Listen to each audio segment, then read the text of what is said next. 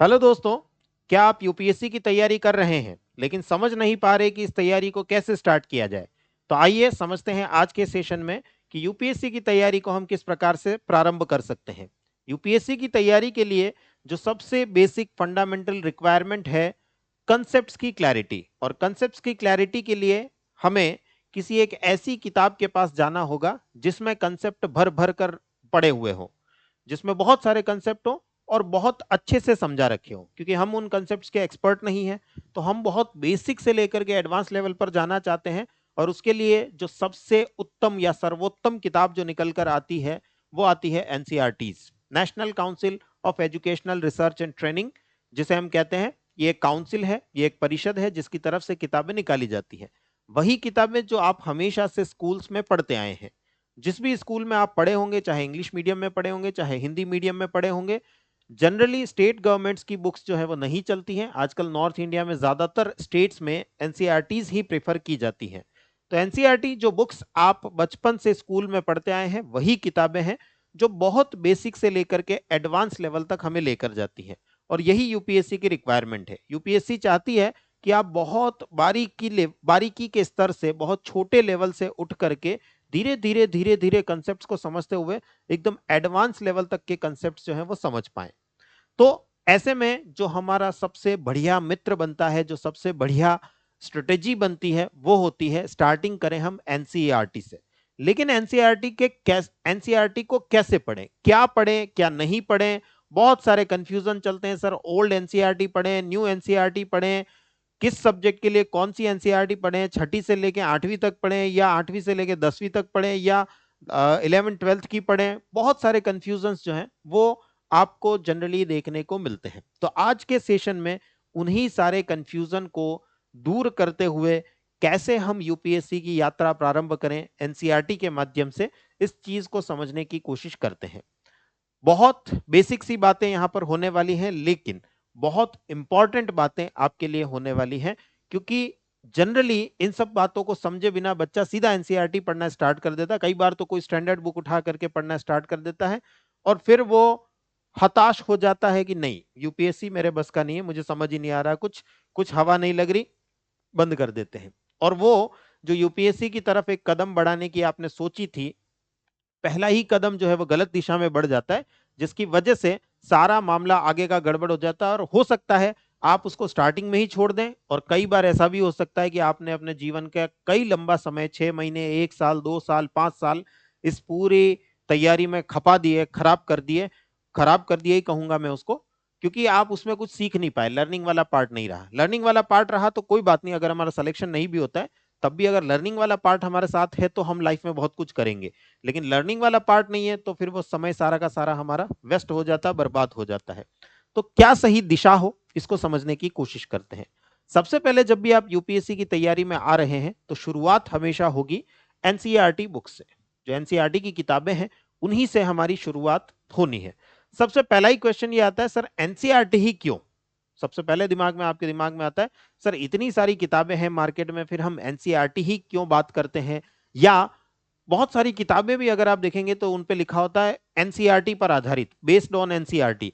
तो वो एनसीईआरटी में ऐसा क्या है जिस पर सभी किताबें बेस करके, आधारित करके किताबें लिखी जा रही है? हमें हमेशा कहा जा रहा है एनसीईआरटी पढ़ो, चाहे कोई टीचर पढ़ा रहा है तो भी कहता है एनसीईआरटी पढ़ो, चाहे कोई टॉपर कह रहा है तो वो भी कह रहा है एनसीईआरटी पढ़ो। ऐसा क्या है, उसके बारे में थोड़ी सी बात हम करते हैं।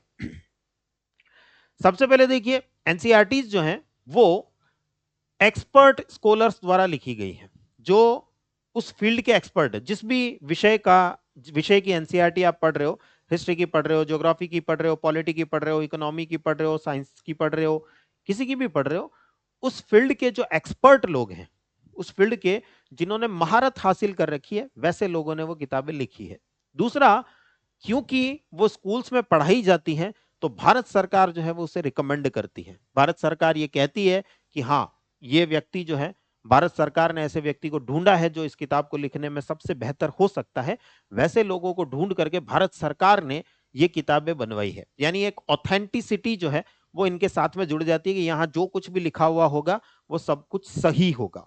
और इसीलिए यूपीएससी इन किताबों को आधार बनाती है। सबसे बड़ा कारण जो बनता है इन किताबों को आधार बनाने का, या सिर्फ यूपीएससी ही नहीं, आज के समय में सारे स्टेट पीसीएस और उनके नीचे लेवल के भी जितने भी एग्जाम होने लगे हैं, सभी एनसीईआरटी पर फोकस करने लगे हैं, क्योंकि एनसीईआरटी ही वो ऑथेंटिक बुक्स हैं जहां जो लिखा है वो सब कुछ सही लिखा है, ये हम मानकर चलते हैं। तो ऑथेंटिक है, ये पूरी तरीके से प्रामाणिक है। दूसरी चीज एक और जो इनके साथ में, ये काफी ज्यादा सिंपल है, बहुत बारीकी से बड़े बड़े भारी भारी कंसेप्ट जो है बहुत आसानी से आपको समझा रखे। बड़ी बड़ी बातें जिनके नाम आप सुनते आए होंगे, आज दिन तक समझ में नहीं आई, लेकिन एनसीईआरटी में जब उस टॉपिक को, उस चैप्टर को आप पढ़ने जाते हैं तो बहुत बारीकी से वो बात जो है वो समझा देती है, और बहुत अच्छे तरीके से, सुव्यवस्थित तरीके से आपको वो बात समझा देती है। तो बहुत सिंपल होती है। एंड हमें जो चाहिए होता है कंसेप्ट्स, हम अवधारणाओं को समझना चाहते हैं, स्पेशली यूपीएससी की दुनिया में जब आना चाहते हैं तो हम कंसेप्ट्स को समझना चाहते हैं, और कंसेप्चुअली सारी एनसीईआरटीज काफी ज्यादा स्ट्रांग है, काफी मजबूत है। हमें कंसेप्ट की कमी उनमें कहीं भी नहीं दिखाई देती। बात जो समझ में आनी चाहिए, जो कंसेप्ट हमारा क्लियर होना चाहिए, वो वहां पर क्लियर होता है। इसके अलावा एक और बड़ा एडवांटेज है, डायरेक्ट क्वेश्चंस आते हैं यूपीएससी में। तो सीधा प्रीलिम्स में, मेंस में सीधे सीधे क्वेश्चन जो है वो एनसीईआरटी से पूछे जाते हैं। एनसीईआरटी की कोई लाइन, इवन दैट कई बार बच्चे सोचते हैं सर यूपीएससी पूछ रही है तो 11th 12th की एनसीईआरटी से पूछ रही होगी, छठी क्लास की एनसीईआरटी से कोई मैप उठा करके यूपीएससी आपसे क्वेश्चन पूछ लेती है, या 7वीं क्लास की एनसीईआरटी के अंदर कोई एक लाइन जो है उसको टॉपिक, उस लाइन को उठाकर, उस पॉइंट को उठाकर एनसीईआरटी आपसे कोई क्वेश्चन जो है पूछ लेती है। तो यहां पर यूपीएससी की नजर में छठी क्लास की हो एनसीईआरटी, या 9th क्लास की हो या 12th क्लास की हो, कोई भेदभाव नहीं है। अगर आपने कंसेप्ट समझा है तो वो कंसेप्ट किसी भी क्लास की एनसीईआरटी की किसी भी चैप्टर में, किसी भी लाइन में हो सकता है। तो सीधे क्वेश्चंस जो है प्रीलिम्स में और मेंस में हमें एनसीईआरटी से देखने को मिलते हैं। इसके अलावा एनसीईआरटी से हमारे बेसिक्स जो है वो काफी ज्यादा स्ट्रांग हो जाते हैं, चाहे हम पॉलिटी की पढ़ें, चाहे हम इकोनॉमी की पढ़ें, चाहे हम साइंस की पढ़ें, चाहे ज्योग्राफी की पढ़ें, कोई सी भी एनसीईआरटी पढ़ें, हिस्ट्री पढ़ें, आर्ट एंड कल्चर पढ़ें, एनवायरमेंट एंड इकोलॉजी पढ़ें, बहुत सारे इंटरनेशनल रिलेशंस पढ़ें, सबकी एनसीईआरटीज अवेलेबल हैं। और वो सारी की सारी एनसीईआरटी बुक्स जो हैं वो हमारे कंसेप्ट्स को बहुत शानदार कर देती है। तो वाइड वैरायटी ऑफ बुक्स जो है वो यहाँ पर अवेलेबिलिटी रहती है, ऑथेंटिक बुक्स, प्रामाणिक किताबें, और वो भी सभी विषयों की। ऐसा नहीं है कि सिर्फ हिस्ट्री की मिल रही है साहब, ज्योग्राफी की नहीं मिल रही है, या साइंस की मिल रही है साहब, इकोनॉमी की नहीं मिल रही है, वैसा कोई सीन यहाँ पर नहीं होता। सारे के सारे सब्जेक्ट्स की अच्छी किताबें हमें मिल जाती हैं। इसके अलावा सबसे बड़ी बात जो होती है, बिगिनर्स जो होते हैं, हम जब शुरुआत कर रहे हैं तो एनसीईआरटी से बढ़िया कुछ नहीं है, क्योंकि एनसीईआरटी, आप सोचिए छठी क्लास की एनसीईआरटी उस बच्चे के लिए लिखी गई है जो 6th में आया है, अभी अभी छठी क्लास में आया है। वो लगभग 10 साल का बच्चा होगा, 11 साल का बच्चा होगा, जो अभी वो कुछ जानता ही नहीं है दुनिया के बारे में, बहुत सारे कंसेप्ट उसके क्लियर नहीं है। उसको समझाने के लिए ये किताब लिखी गई है। 11 साल के बच्चे के लिए 7वीं की किताब लिखी गई है, 12 साल के बच्चे के लिए 8वीं की किताब लिखी गई है। ऐसे बुक्स जो हैं वो वहां पर लिखी गई है। 12 साल के बच्चे के लिए छठी क्लास की किताब जो है वो लिखी गई है। तो ऐसे, वो छोटी उम्र का जो बच्चा है जिससे ज्यादा कुछ पता ही नहीं है, उसको भी बात समझ आ सके, इतनी सरल भाषा में, इतनी ल्यूसिड लैंग्वेज में वो कंसेप्ट आपको समझाया जा रहा है। तो आप तो बड़े हो चुके हो, आप जब उसको पढ़ोगे तो डेफिनेटली आपको वो कॉन्सेप्ट जो है वो ज्यादा बेहतरी से, ज्यादा क्लैरिटी से समझ आएगा। तो जब हमें किसी सब्जेक्ट का कुछ पता ही नहीं है, यूपीएससी की दुनिया में इतने सारे सब्जेक्ट्स हैं, हो सकता है आपका बैकग्राउंड आर्ट्स का रहा हो, हमें साइंस नहीं आती सर, हमें इकोनॉमी नहीं आती सर, तो आप साइंस के बहुत बेसिक चीजों को या इकोनॉमी के बहुत बेसिक चीजों को वहां से ग्रेस्प कर सकते हैं, वहां से समझ सकते हैं। और हो सकता है हमने आर्ट्स के स्टूडेंट रहे हैं, लेकिन फिर भी हमारा सब्जेक्ट भी हिस्ट्री था, लेकिन हम हिस्ट्री की बहुत बारीक चीजों को नहीं समझ पाए। आप भी आ जाओ, आप भी 6th क्लास की एनसीईआरटी पढ़ो, 7th क्लास की एनसीईआरटी पढ़ो, हिस्ट्री के वो कोर कंसेप्ट, वो बुनियादी अवधारणाएं जो हैं, जो हमें पता होनी चाहिए यूपीएससी की तैयारी के लिए, वो बहुत सिंपल भाषा में वहां पर समझ आती है। तो सिंपल होना एनसीईआरटी के जो एडवांटेजेस हैं, पहला एडवांटेज अगर हम देखें तो नेशनल लेवल पर एक ही किताब चल रही है, कश्मीर से लेकर कन्याकुमारी तक एक ही किताब चल रही है, यानी एक ही बात सभी को पढ़ाई जा रही है। दूसरी चीज, सीधे क्वेश्चन एनसीईआरटी से उठ करके यूपीएससी में आते हैं, प्रीलिम्स में भी आते हैं, मेंस में भी आते हैं। तीसरी चीज, कॉन्सेप्ट बहुत अच्छे हैं, कोई दिक्कत है ही नहीं, कोई समस्या ही नहीं, ये गलत लिखा होगा ऐसी तो कोई दिक्कत है ही नहीं, और साथ ही साथ जो लिखा होगा वो बहुत अच्छे से समझ आएगा, इस बात की भी गारंटी है। और जब हम शुरुआत कर रहे हैं तो ऐसी ही किताब से शुरुआत हमारी हो, इसलिए एनसीईआरटी आपको हमेशा रिकमेंड की जाती है। ये सभी कारण हैं जिनकी वजह से आपको हमेशा एनसीईआरटी बुक्स जो है वो रिकमेंड की जाती है। राइट, अब बात करते हैं कैसे पढ़ें। एनसीईआरटी की पढ़ने की, कवरेज करने की, इसको पूरा समाप्त कैसे करें एनसीईआरटी को, इसकी हमारी रणनीति क्या हो, स्ट्रेटेजी क्या हो। पहला जो स्ट्रेटेजी अगर हम देखें तो 3 फेजेस में हम इसको पढ़ेंगे, 3 चरणों में हम इसको पढ़ेंगे। पहला चरण होगा रीडिंग और अंडरस्टैंडिंग, पढ़ना और समझना। बच्चा जनरली क्या करता है, पहली ही स्टेज में सर हम तो नोट्स बनाने लग गए, 4 लाइन पढ़ी थी, 4 लाइन को जो है एज इट इज हमने अपने नोट्स में उतार लिया, कॉपी पेस्ट कर लिया। नहीं, इससे कोई फायदा नहीं होने वाला है। पहले उसको पढ़िए और समझिए। पहली रीडिंग, फर्स्ट रीडिंग जो होगी हमारी सिर्फ और सिर्फ पढ़ने और समझने को लेकर के होगी। एक बार में समझ आ जाए ये बात जरूरी नहीं है, इसीलिए हम सेकंड रीडिंग भी करेंगे। लेकिन फर्स्ट रीडिंग में हमारा जो टारगेट होगा वो रीडिंग करना, पढ़ना और अंडरस्टैंड करना। जितना कोशिश कर सकते हैं हम, जितना हमारे बलबूते पर हो सकता है, हम उसको समझने की कोशिश करेंगे। फिर सेकंड स्टेप क्या आएगा हमारा, री रीडिंग। फिर से पढ़ेंगे। एक बार में पढ़ करके सारी बात समझ आ जाए ये हो नहीं सकता है। तो ऐसे में खासतौर से वो विषय जो आपने कभी पढ़ा ही नहीं, आप साइंस के स्टूडेंट हैं, हमने ज्योग्राफी पढ़ी नहीं सर ढंग से, तो कभी देखी ही नहीं, हिस्ट्री कभी ढंग से देखी नहीं, और अब उसको हम फिर से पढ़ना चाहते हैं, तो डेफिनेटली आपको री रीडिंग की जरूरत पड़ेगी। एक बार आपने पूरा पढ़ लिया, 6th क्लास की एनसीईआरटी पढ़ी, 7th क्लास की एनसीईआरटी पढ़ी, हिस्ट्री पढ़ी, ज्योग्राफी पढ़ी, और उसके बाद उसको री रीड करेंगे, फिर से पढ़ेंगे। फिर से पढ़ेंगे तो हमें काफी सारे कॉन्सेप्ट्स फिर से क्लियर होंगे। बहुत सारी चीजें होंगी जो पहली रीडिंग में क्लियर नहीं हुई होगी, सेकंड रीडिंग में क्लियर होंगी। और उसके बाद इंपॉर्टेंट पॉइंट्स को हाईलाइट करेंगे। उसके बाद सेकंड बार में हमें समझ आने लगेगा कि इसमें ये चीज इंपॉर्टेंट है, ये चीज इंपॉर्टेंट है, ये चीज इंपॉर्टेंट है। हम उसको अंडरलाइन, हाईलाइटर, कोई भी तरीका आप अपना सकते हैं, उसका उपयोग करके आप उनको अंडरलाइन कर लिए करिए, हाईलाइटर का उपयोग करिए और उसको हाईलाइट करिए। थर्ड स्टेज होगी नोट्स मेकिंग। वही बात जो एनसीईआरटी में लिखी हुई है लंबी चौड़ी, उसको शॉर्ट में, छोटे रूप में, संक्षिप्त रूप में हम अपने कागज पर उतार कर लेकर आएंगे। नोट्स मेकिंग बहुत इंपॉर्टेंट प्रोसेस है। कई बार बच्चे इस स्टेप को स्किप करने की सोचते हैं, सर हम पढ़ लेते हैं, लिखना क्यों है, नोट्स क्यों बनाने हैं।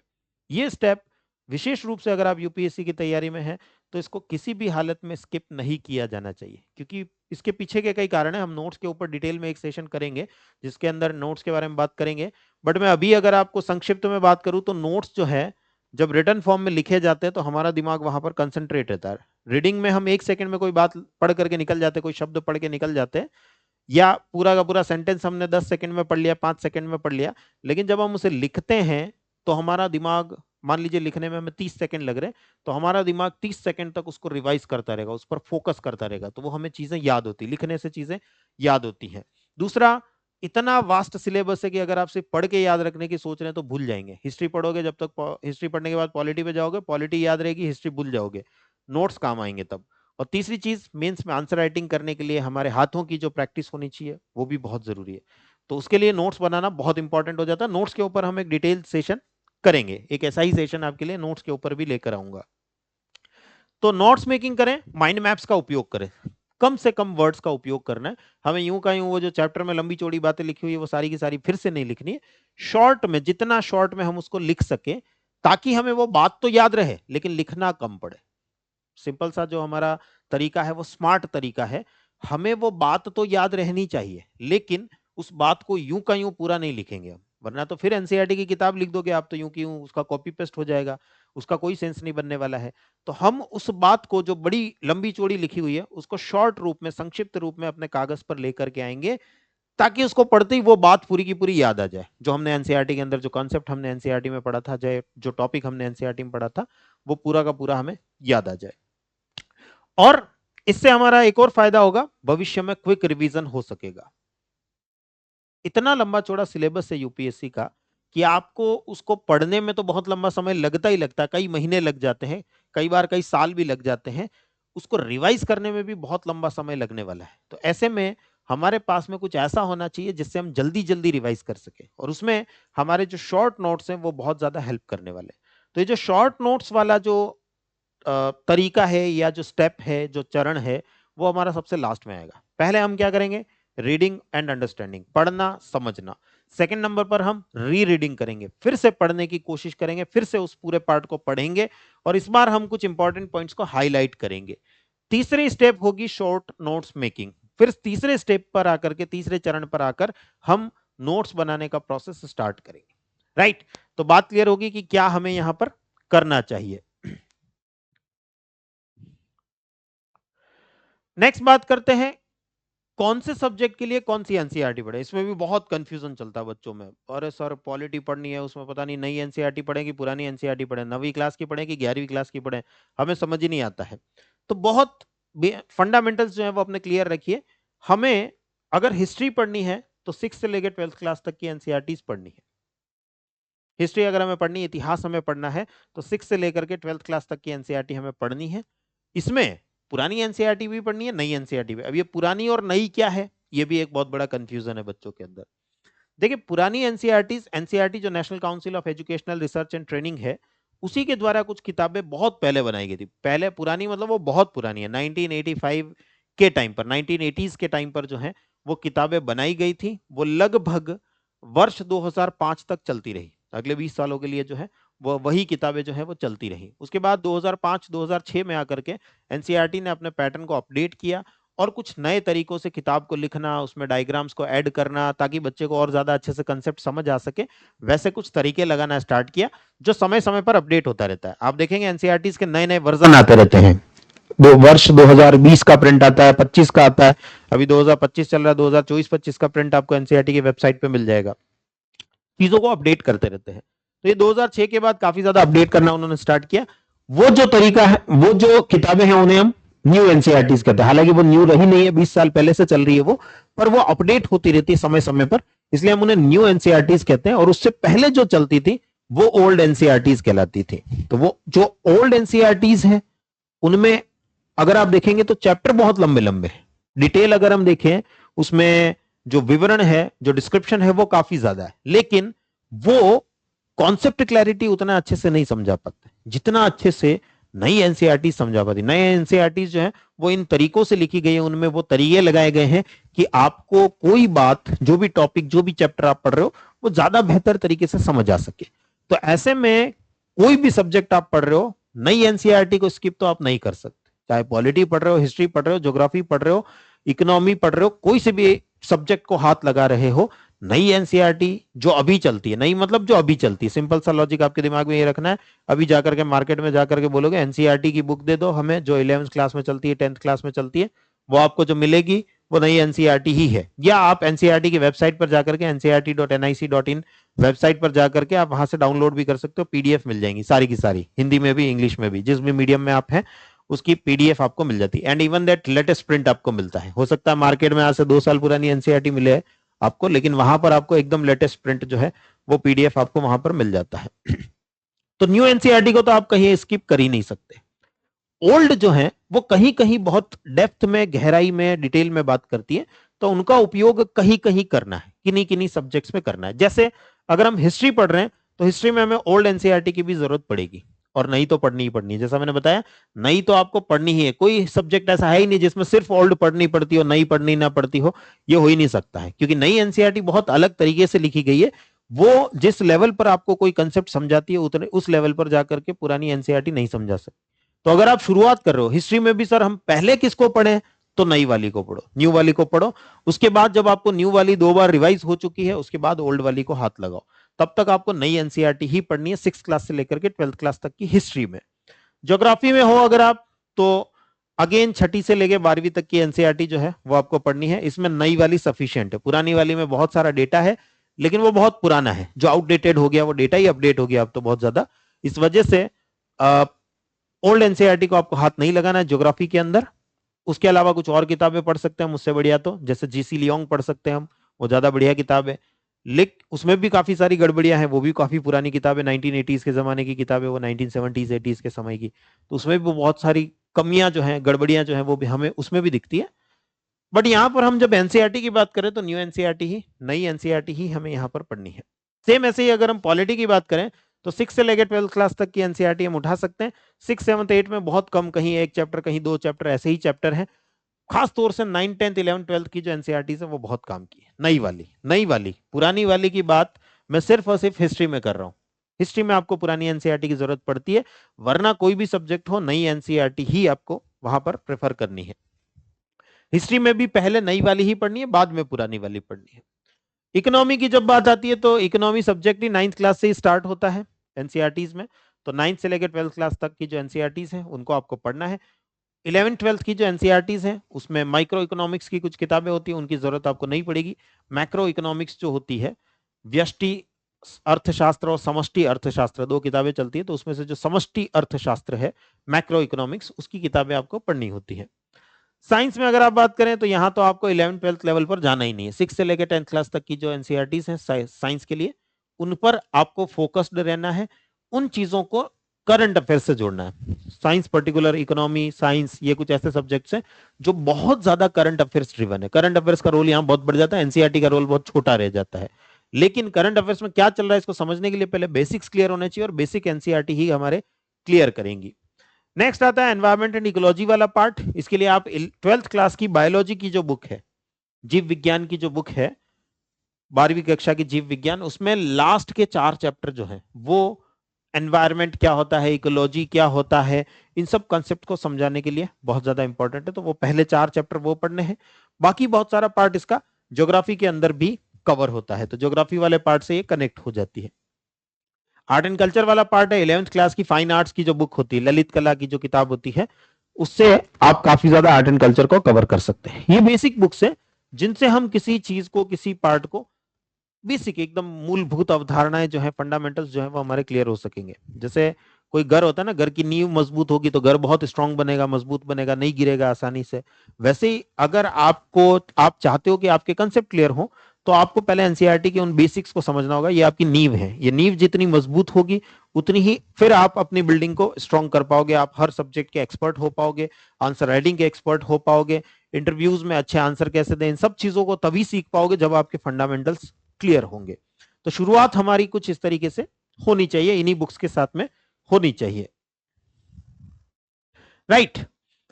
तो अगर हम थोड़ा कंपेयर कर लें ओल्ड एनसीईआरटी और न्यू एनसीईआरटी को, तो लैंग्वेज की बात करें, ओल्ड एनसीईआरटी की लैंग्वेज टफ है, कठिन भाषा है, लेकिन कंटेंट बहुत रिच है, बहुत ज्यादा मात्रा में कंटेंट आपको वहां पर दे रखा है। न्यू एनसीईआरटी को अगर आप देखेंगे, लैंग्वेज बहुत सिंपल है, बहुत आसानी से बात समझ आती है, और क्रिस्प है, स्पष्ट है, जो बात बतानी है वो एकदम बढ़िया तरीके से वो बता पाती है। इसीलिए हम रिकमेंड करते हैं पहले न्यू एनसीईआरटी ही आपको पढ़नी चाहिए। दूसरा, कंटेंट डिटेल में होता है, जबकि ओल्ड एनसीईआरटी में, जबकि नई एनसीईआरटी में अगर हम बात करें तो कंसेप्ट जो है, सॉरी, कंटेंट जो है वो कंसेप्ट ओरिएंटेड होता है, किसी अवधारणा को समझाने के हिसाब से उस कंटेंट को लिखा गया है। इसीलिए हमें पहले समझने वाला पार्ट करना है, तो हम इसको पहले पढ़ते हैं। बेस्ट किसके लिए? ओल्ड एनसीईआरटी सिर्फ हिस्ट्री के लिए अच्छी है, बाकी किसी भी सब्जेक्ट के लिए आपको ओल्ड एनसीईआरटी की तरफ नहीं जाना है।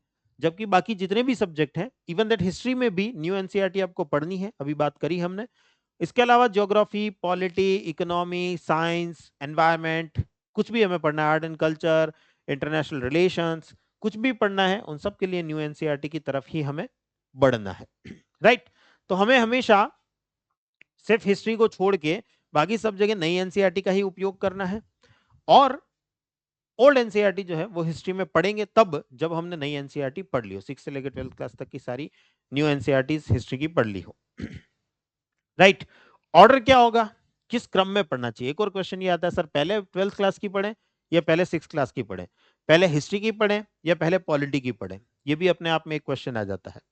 तो आप देखेंगे, सबसे पहले तो हम स्टार्ट करेंगे क्लास 6 से। क्लास में जब बात आती है तो हम हमेशा क्लास 6 से बात करेंगे, क्योंकि क्लास 6 में कुछ बेसिक बातें समझाई जाएंगी। 7th में लेवल थोड़ा बढ़ेगा, 8th में थोड़ा बढ़ेगा, 9th में थोड़ा बढ़ेगा, 9 10th का लेवल थोड़ा और बढ़ जाता है, और 11 12th का लेवल काफी ज्यादा बढ़ जाता है।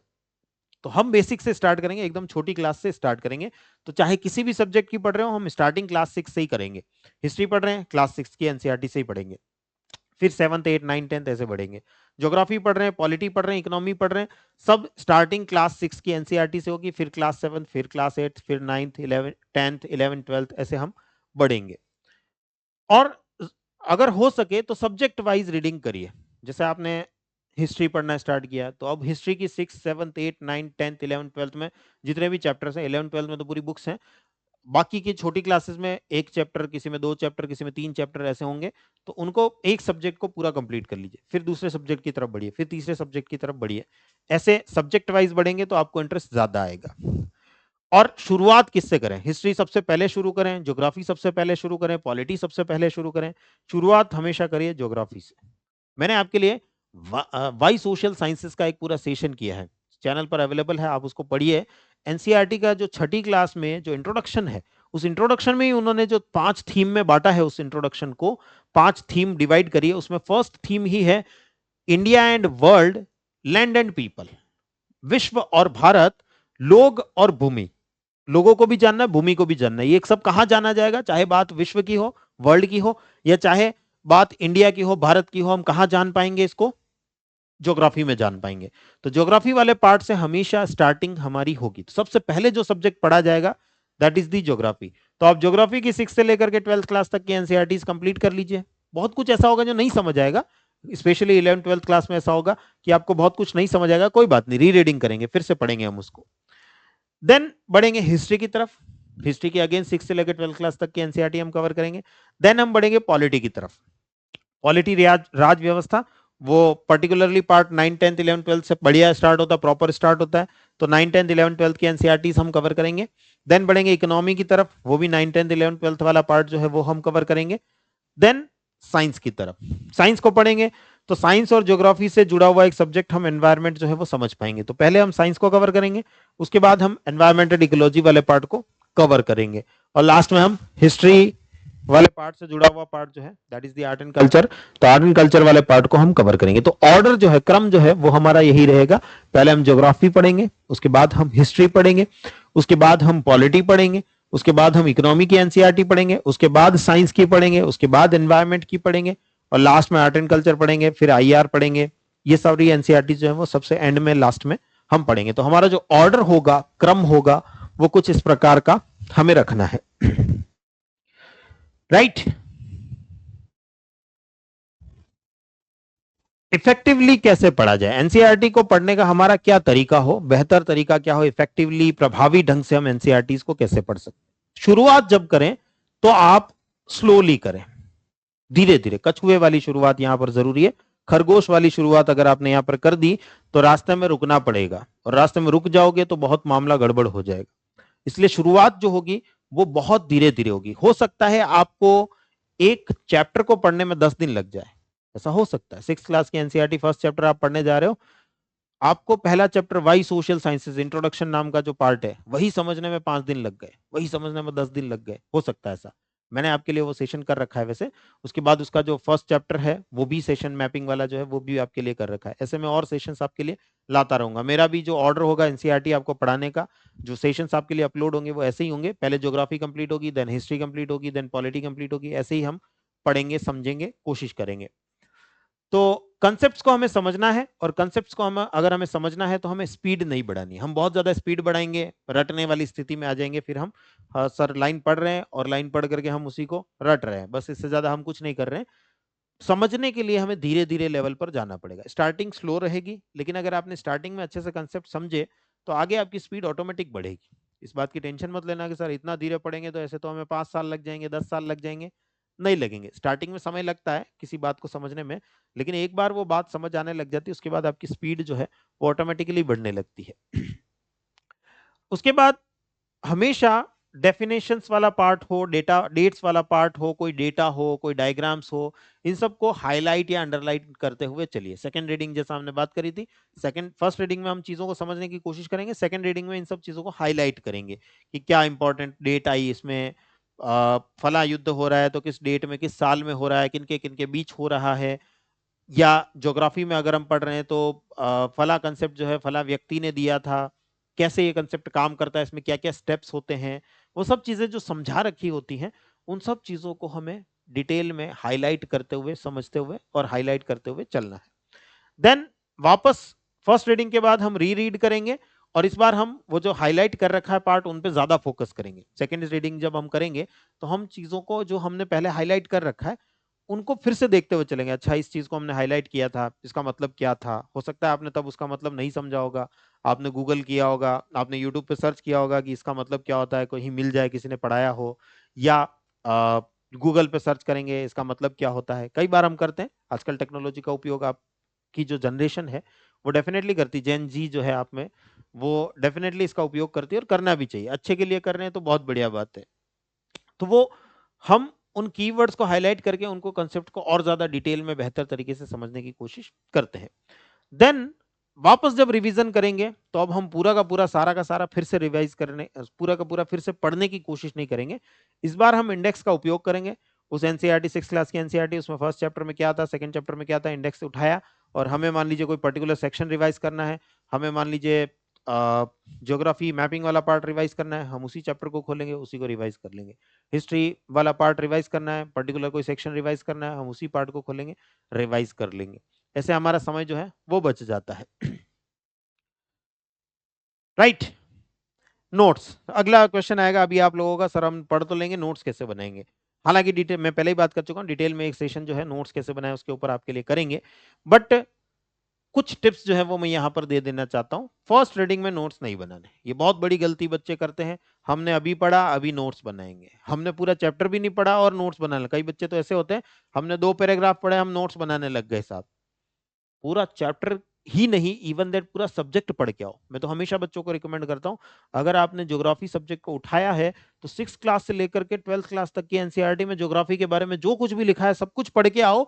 उसके बाद फिर 6 क्लास की एनसीईआरटी पे आओ, अब तुम हाईलाइट करते हुए चलो, अब तुम नोट्स बनाते हुए चलो। ऐसे हमने सर थोड़ा सा पढ़ लिया था और नोट्स बनाना स्टार्ट कर दिया, आप उस बात को समझे ही नहीं, तो आपको क्या पता चलेगा कि नोट्स में क्या ऐड करना है क्या नहीं करना है। तो समझने के लेवल पर आप तभी आएंगे जब आप एक बार थोरोली 6 क्लास से लेकर 12th क्लास तक पढ़ चुके होंगे। सेम ऐसा ही हिस्ट्री में होगा, सेम ऐसा ही पॉलिटी में होगा, सब में ऐसा ही होगा। आप बेसिक से लेकर के एडवांस लेवल तक एक बार थोरोली पढ़ चुके होंगे, एकदम डिटेल में पढ़ चुके होंगे। उसके बाद उसके ऊपर आप सोच पाओ, उस सब्जेक्ट की एक समझ बन पाती है आपके दिमाग में कि अच्छा ये सब्जेक्ट इन इन चीजों को समाहित करता है। उसके बाद आप जब नोट्स बनाने आओगे तो आप ज्यादा बेहतर नोट्स बना पाओगे। दूसरा, सेकंड और थर्ड रीडिंग जब आप कर रहे हो तो वन लाइनर फैक्ट्स को निकालिए। हिस्ट्री में कुछ फैक्ट्स मिलेंगे, निकालिए। ज्योग्राफी में कुछ फैक्ट्स मिलेंगे, पॉलिटी में कुछ फैक्ट्स मिलेंगे, उन फैक्ट्स को, तथ्यों को निकालिए, लिखिए। और कंसेप्ट कीवर्ड्स, कुछ कीवर्ड्स भी निकालिए कि कुछ वर्ड आया, कोई शब्द आया, उसको भी हम अपने नोट्स के अंदर कागज के ऊपर नोट कर सके।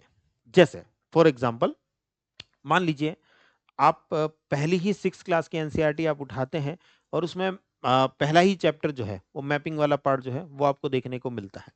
मैपिंग वाले पार्ट के अंदर आप देखेंगे जब उसको उठाएंगे तो उसमें जैसे एक वर्ड आता है कार्डिनल पॉइंट्स, दिक्सूचक।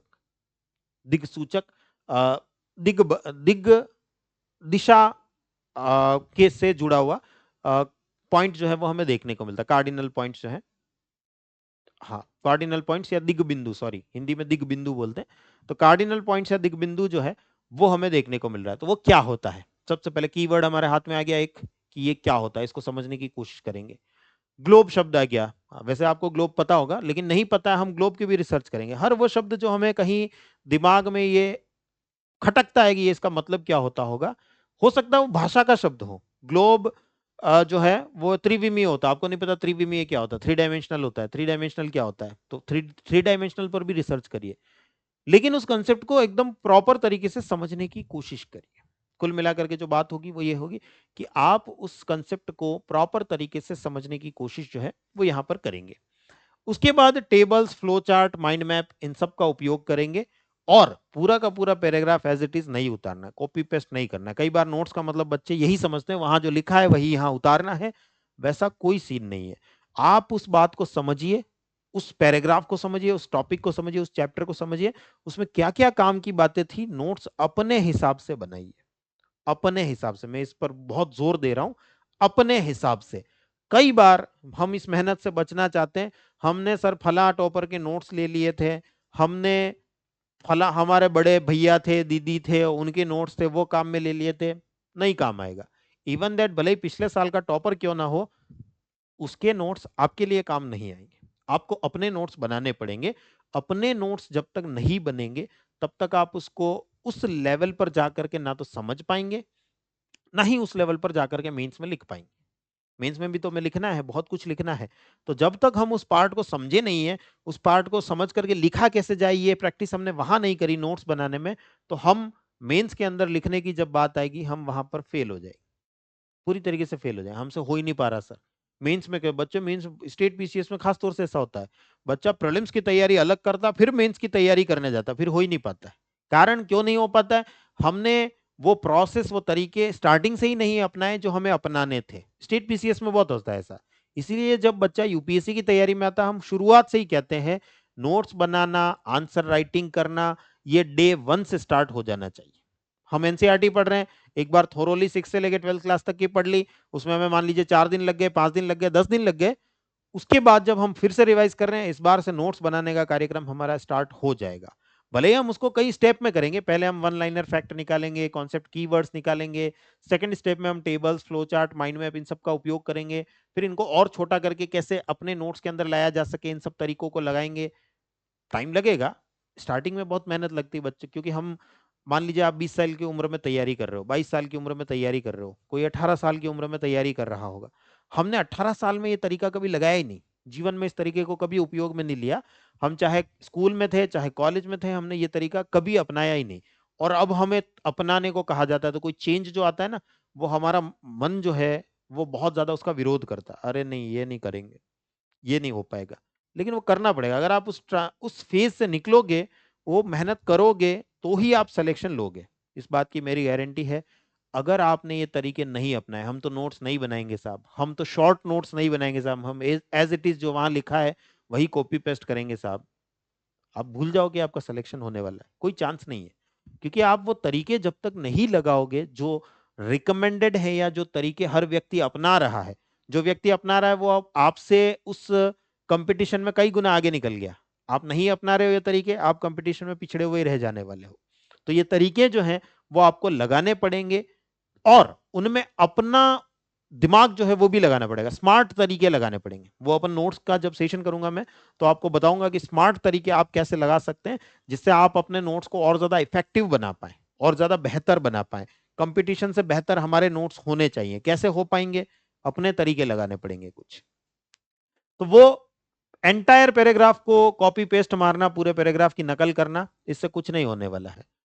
इससे हम खाली खुद के मन को बहला रहे हैं, अरे हमने नोट्स बना लिए, हम कुछ नहीं पढ़े, कुछ नहीं समझे, कुछ नहीं किया, हमने सिर्फ टाइम वेस्ट किया फिर हमने। तो ऐसे में हमारा समय का सदुपयोग हो सके, टाइम यूटिलाइज हो सके, ये हमारा फोकस रहना चाहिए। तो सब्जेक्ट वाइज नोट्स कैसे बनाएं? दोहरान हमें रिवीजन करना पड़ेगा डेफिनेटली। तो हम सब्जेक्ट वाइज नोट्स बनाएं, टॉपिक वाइज नोट्स बनाएं।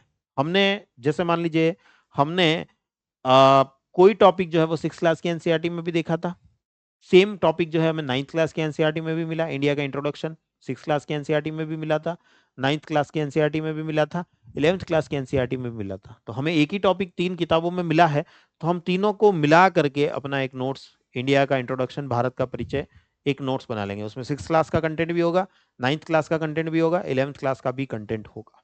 राइट, ऐसे हम मर्ज करके अपने नोट्स जो है वो बनाएंगे। और टॉपिक वाइज नोट्स होंगे जो शॉर्ट नोट्स होंगे, एकदम क्रिस्प नोट्स। हम सब पढ़ें तो हमें पूरा चैप्टर याद आ जाए, कोई और पढ़े उसको कुछ खबर ना पड़े। यही दिक्कत होती जब आप, मैं कह रहा हूं ना अभी कि आप टॉपर के नोट्स उठा करके ले आए, उसने अपने लेवल से बनाए थे वो नोट्स, आपको नहीं समझ आएगा उसने क्या लिखा है, उसने क्या दिमाग लगा करके उन नोट्स को लिखा है। क्या कोई एक शब्द पढ़ने से उसको क्या याद आता है वो आपको नहीं याद आता है, क्योंकि आपने उसके साथ में थोड़े ना नोट्स बनाए, उसने आपको आकर के समझाया थोड़ी है कि ये शब्द जब तुम पढ़ो तो तुम्हारे दिमाग में ये इमेज आनी चाहिए, ये कंसेप्ट आना चाहिए। उसने अपने हिसाब से बनाया, आप तो खाली उसकी फोटोकॉपी लेकर के आए हो। तो आपको उस लेवल पे आपका दिमाग जो है वो जा नहीं पाता। जब हम अपने हाथ से नोट्स बनाते हैं तो उस लेवल पर हमारा दिमाग जा पाता है। तो सब्जेक्ट वाइज नोट्स बनाइए, टॉपिक वाइज नोट्स बनाइए। फिर अगला क्वेश्चन आता है, सर कितनी बार रिवाइज करें? एक और टॉपिक जो बहुत बार बच्चे पूछते हैं, कमेंट सेक्शन में आता रहता है कि सर हमने एनसीईआरटी पढ़ ली, अब कितनी बार रिवाइज करना होगा? जनरली 5 रिविजन्स तो बनते हैं एनसीईआरटी के। प्रीलिम्स दे रहे हो, मेंस दे रहे हो, उससे पहले 5 रिविजन्स, प्रीलिम्स से पहले ही 5 रिविजन्स तो बनते ही बनते हैं। फर्स्ट रीडिंग होगी हमारी, उसमें हमें कंसेप्ट समझ आएंगे। सेकंड रीडिंग में हम हाईलाइट करेंगे, मार्क करेंगे इंपॉर्टेंट फैक्ट्स को। थर्ड रीडिंग जो होगी उसके अंदर हम नोट्स बनाने की कोशिश करेंगे। और चौथी और पांचवी रीडिंग जो होगी, चौथी बार पांचवी बार फिर से उन एनसीईआरटीज को जब हम पढ़ रहे हैं, तो बहुत कुछ लगेगा कि यार ये नोट्स में मैंने ज्यादा लिख दिया, इतना ज्यादा लिखने की जरूरत नहीं, मैं इसको कम लिख करके भी अपना काम चला सकता हूं या चला सकती हूँ। और कहीं ऐसा लगेगा ये पॉइंट तो छूट गया, ये तो मेरे नोट्स में है ही नहीं, एनसीईआरटी में लिखा था और मुझसे छूट गया। तो नोट्स रिवाइज होंगे, उनका और प्योरिफिकेशन होगा और शुद्धिकरण होगा, उसमें और कंटेंट एनरिचमेंट होगा, जिसको हम कहते हैं वैल्यू एडिशन। वो वैल्यू एडिशन होगा, उसके अंदर आपका कंटेंट जो है वो और ज्यादा बढ़ पाएगा, बहुत अच्छा हो पाएगा। तो कम से कम 4 से 5 रीडिंग जो है वो बनती है। और अगर आप प्रीलिम्स दे रहे हो तो उससे पहले आपका टारगेट होना चाहिए 5 रिवीजन तो कम से कम हो जाए। और प्रीलिम्स से 1 से 2 महीने पहले तो सिर्फ रिवीजन ही करेंगे, फिर नया कुछ नहीं पढ़ेंगे, हम रिवीजन ही करेंगे। रिवीजन के बारे में एक बात जो मैं हमेशा बच्चों को कहता हूं, अगर आपने एक लाइन भी पढ़ी है, शुरुआत में हमने सर हमारे पास समय कम था या हमें समझ कम आया, हमने एक लाइन ही समझी अच्छे से, वो रिवाइज होनी बहुत जरूरी है। क्योंकि उस एक लाइन को समझने में आपको 1 घंटा लगा या 1 दिन लगा या 1 सप्ताह लगा या 1 महीना लगा, अगर आप उसको भूल गए तो वो 1 महीना आपका वेस्ट है। इसलिए नया पढ़ने से बेहतर है हमेशा जो पढ़ा है उसका रिवीजन हो जाए, उसके बाद समय मिले तो नया पढ़ेंगे। ये जो फंडा है इसको गांठ बांध करके रख लीजिए। हमने अगर कुछ भी पढ़ा है, चाहे वो एक शब्द ही नया सीखा हो आज, वो जब तक रिवाइज नहीं होगा तब तक हम कल नया कुछ नहीं पढ़ेंगे। ये चीज हमेशा आपको अपने साथ रखनी है। बच्चे जनरली 99% बच्चे यही गलती करते हैं, हमने आज पढ़ा, कल नया पढ़ेंगे, आज जो पढ़ा उसका रिवीजन तो हुआ नहीं, उससे पहले कल नया पढ़ेंगे, परसों फिर नया पढ़ेंगे, उसके अगले दिन फिर नया पढ़ेंगे, उसके अगले दिन फिर नया पढ़ेंगे, अगला टॉपिक अगला चैप्टर बढ़ते जाएंगे बढ़ते जाएंगे बढ़ते जाएंगे। हमने फर्स्ट डे जो पढ़ा था वो तो भूल गए हम, सेकंड डे जो पढ़ा था वो भूल गए हम, थर्ड डे जो पढ़ा था वो भूल गए हम। आज 10 दिन हो गए हमें पढ़ते पढ़ते, 10 दिनों में आज जो पढ़ा है वो थोड़ा बहुत याद होगा, पिछले 9 दिनों का तो भूल गए हम। तो फिर फायदा क्या निकला, वो 9 दिन जो है हमारे वेस्ट हो गए ना। अब वो जो आपने 9 दिनों में पढ़ा उसको तो फिर पढ़ना पड़ रहा है आपको, तो फिर 9 दिन तो हमारे वेस्ट हो गए ना, उसका कोई फायदा नहीं निकला, आपने जस्ट टाइम वेस्ट किया, समय बर्बाद किया। लेकिन अगर आप उसको रिवाइज करते जाते, वो टाइम का बेस्ट यूटिलाइजेशन हो जाता, वो 9 दिनों में जो आपने सीखा वो आपको अब याद रहेगा अगर आपने रिवीजन किया तो। और यूपीएससी का जितना लंबा चौड़ा वास्ट सिलेबस है ना, यहाँ बच्चों के साथ में ये सबसे बड़ी गड़बड़ होती है। सर हम आपने कहा था ज्योग्राफी पहले पढ़ना, हमने ज्योग्राफी पढ़ ली, आपने कहा था उसके बाद हिस्ट्री पढ़ना, हमने हिस्ट्री पढ़ ली, तब तक ज्योग्राफी भूल गए हम। आपने कहा था हिस्ट्री के बाद पॉलिटी पढ़ना, हमने पॉलिटी पढ़ ली, उधर तब तक ज्योग्राफी हिस्ट्री दोनों ही भूल गए हम। ऐसी स्थिति ना आए इसके लिए सबसे बेहतर तरीका जो है, हमने जो आज पढ़ा कल रिवाइज होगा, परसों फर्स्ट डे सेकंड डे जो पढ़ा वो थर्ड डे रिवाइज होगा, उसके बाद नया पढ़ा जाएगा।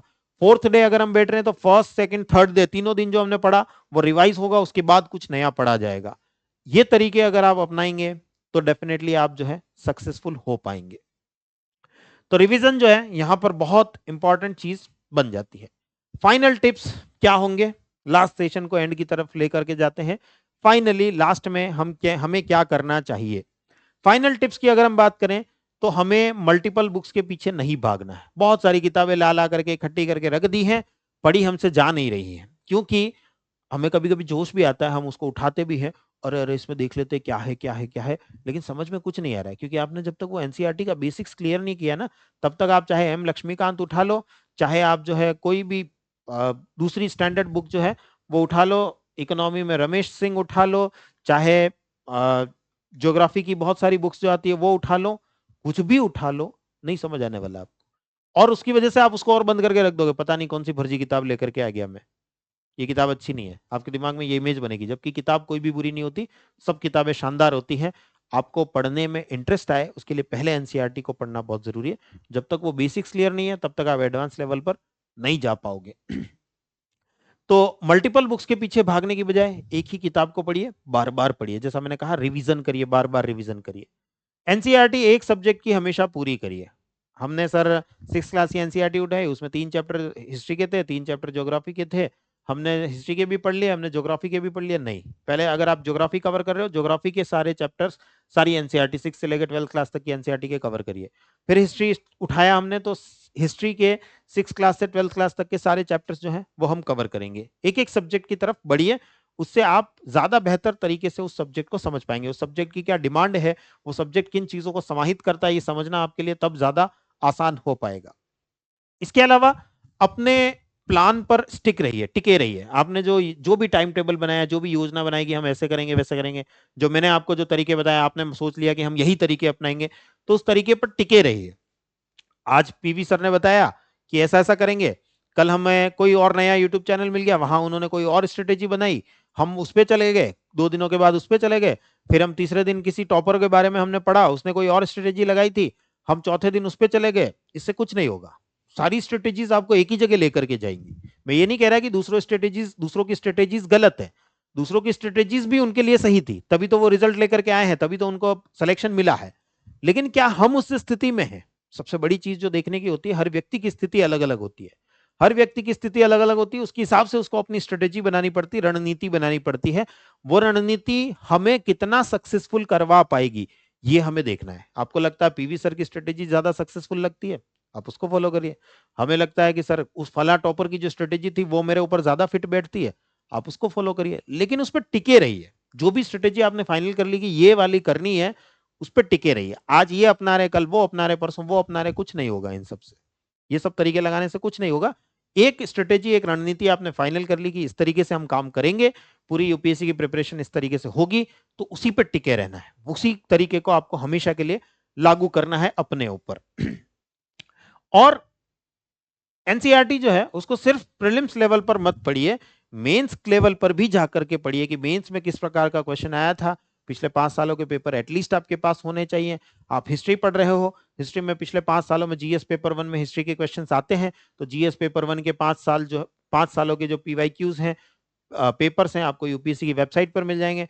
वहां से डाउनलोड करिए, प्रिंट आउट निकालिए, फिर देखिए हमने कोई टॉपिक पढ़ा था उससे कैसा क्वेश्चन आया, क्या मैंने जो एनसीईआरटी से पढ़ा उससे मैं इसका आंसर लिख पाने में सक्षम हूं, क्या मुझे ये समझ आ रहा है कि हाँ मैं इसका आंसर लिख पा रहा हूं या लिख पा रही हूं।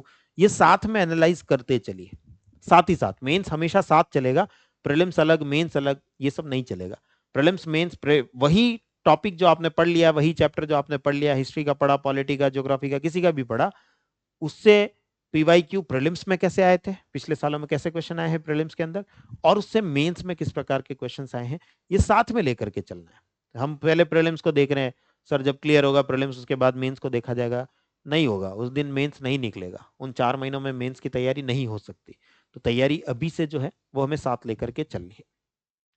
तो ये हमारा एक सेशन था जिसमें हमने समझा कि यूपीएससी की तैयारी जो है वो कैसे करें, और साथ ही साथ उसमें एनसीईआरटी का रोल क्या रहता है, एनसीईआरटी से जुड़े जो बहुत सारे मिसकंसेप्शन होते हैं, कौन सी वाली पढ़ें, पुरानी वाली पढ़ें कि नई वाली पढ़ें, किस किस की पढ़ें, छठी क्लास की पढ़ें कि 8वीं क्लास की पढ़ें कि 12वीं क्लास की पढ़ें, बहुत सारे ऐसे कंफ्यूजन जो है वो मेरे ख्याल से अब आप लोगों के क्लियर हुए होंगे।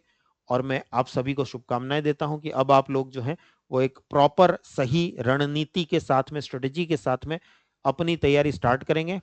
एंड बेस्ट ऑफ लक, आप उस पर टिके रहिए, डेफिनेटली आप सिलेक्शन तक पहुंचेंगे। राइट, ये जो सारे सेशंस आप लोगों के लिए किए जा रहे हैं, इनकी सारी जो पीडीएफ है वो हमारे टेलीग्राम चैनल पर आपको मिलेगी। @PV Sirji नाम से आप सर्च करेंगे, PVSIRJI, जो हैंडल है टेलीग्राम चैनल का वो भी यही है, जो हैंडल है इंस्टाग्राम चैनल का वो भी यही है, सॉरी, इंस्टाग्राम चैनल का @PV Sirji, and Facebook group जो है, फेसबुक पेज जो है सॉरी, उस पर भी पीवी सरजी जो है वो हैंडल है। एंड इस यूट्यूब चैनल का भी जो हैंडल है वो यही पीवी सरजी, PVSIRJI लगा करके अगर आप सर्च करेंगे तो मिल जाएगा। तो ज़्यादा से ज़्यादा बच्चों से मैं उम्मीद करता हूं कि वो सब्सक्राइब करेंगे, इस सेशन को पसंद आया है तो लाइक करेंगे, और जितने भी बच्चे यूपीएससी की प्रिपरेशन में हैं उन सबके साथ में इसको शेयर करेंगे। थैंक यू, मिलते हैं नेक्स्ट सेशन के अंदर। Thank you everyone.